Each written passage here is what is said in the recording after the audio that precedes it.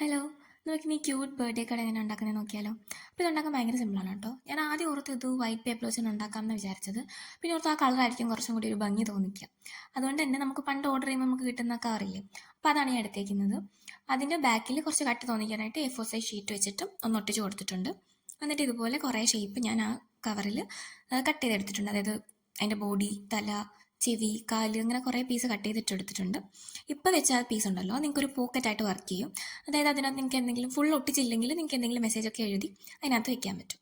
അതുപോലെ തന്നെ അതിൻ്റെ ചെവിയിലും കയ്യിലും പിന്നെ കാലിലും ഒക്കെ ഒരു പീസ് ഞാൻ അതുപോലെ ഒരു A4 സൈസ് പീസ് ഒട്ടിച്ച് കൊടുത്തിട്ടുണ്ട്. ഒരു ഷെയ്ഡ് പോലെ വരാൻ വേണ്ടിയിട്ട് ഒട്ടിച്ച് കൊടുത്തിട്ടുണ്ട്.